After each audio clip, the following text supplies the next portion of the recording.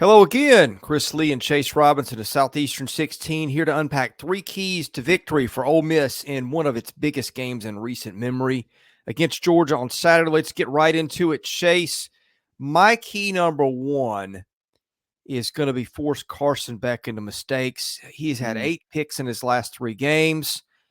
How do you force mistakes? Well, you get sacks. Ole Miss gets them on about 11.5% of passing plays. Now, the problem, Georgia gives them up just over 3% of the time, and Tate Ratledge, I think, is back. But maybe there's an in-between for Ole Miss where you don't get sacks at your normal rate, but maybe you get some pressure or some things that Carson Beck is uncomfortable with and get it that way. Yeah, and again, Ole Miss has been fairly good at that. And Carson Beck has made a lot of mistakes as of late, turned the ball over. So if Ole Miss can win that battle, that's going to be huge for the Rebels in this game. And if they can capitalize, that's what they need to do when they force mistakes. If they get a turnover, they need to capitalize on that. Yeah. All right. Key number 2 is, Ole Miss has got to get big plays. They have got to have explosive plays. And when you look at the Georgia secondary, they've allowed that. There's some youth there.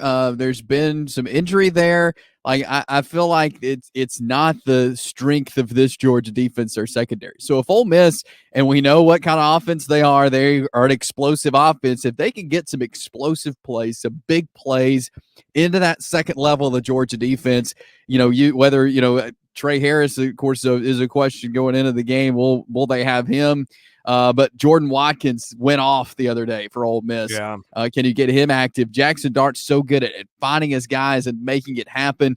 Just getting explosive plays, I think, will be huge for the Ole Miss Rebels in this game. And again, we saw what Alabama was able to do against Georgia.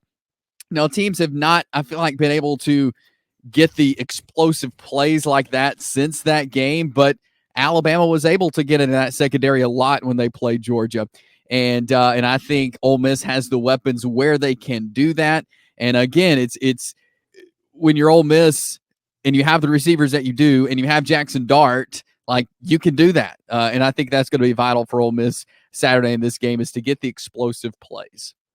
Yeah, Jordan Watkins had 5 touchdowns Saturday against Arkansas, and it felt like he was running wide open through that secondary all day. You had Tre Harris, who's, I think, unquestionably the best receiver in the league. Maybe apologies to Luther Burden, but they've not been close in having the same year.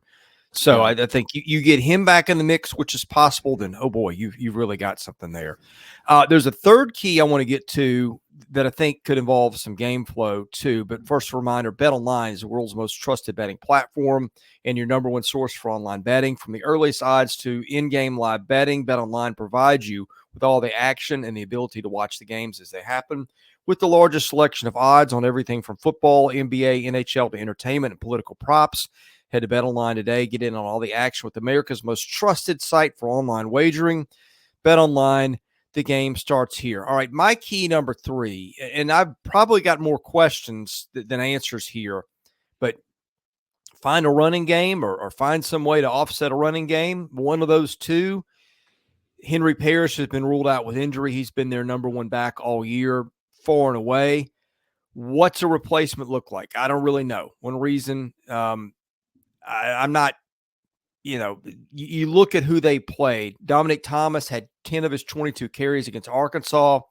I have to think that if he were more an answer than that, we would have seen somebody else because Ole Miss blew out a lot of teams in September. You would have thought that the backups would have gotten a lot of carries. I don't know if they don't trust somebody with pass pro or what it is.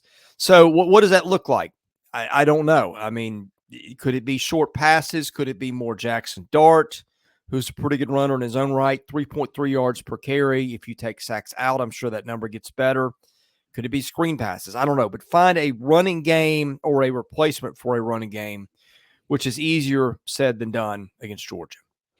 Yeah, it is. And, I mean, they've got to find something. And I thought this run game was going to be so much better than it was, and for Ole Miss. And so, yeah, they've got a lot to improve. We'll see what they can drum up against this good Georgia defensive front. But yeah, for to have Parrish out is tough. Will we see Jaxson Dart move more? And I think Domonique Thomas could be a guy to break out a little bit. I covered him when he was in high school, and he was he was far and above a lot of the high school teams that he played in the area that he played. And so, seeing a guy like that explode, or somebody just to generate something in the run game. I mean, I feel like they've got to do that, not only in this game, but for the rest of the way. If they want to be in the playoffs and make a run, they've got to be able to be more balanced and get something going in the run game. Well, win or lose, we'll be here to cover the game afterwards, as we do every Saturday night on our YouTube channel. Hit that subscribe button and enable your notifications, so when we do that, you'll know. Covering baseball, football, basketball year-round. For Chase Robinson, I'm Chris Lee. You're watching Southeastern 16, presented by BetOnline.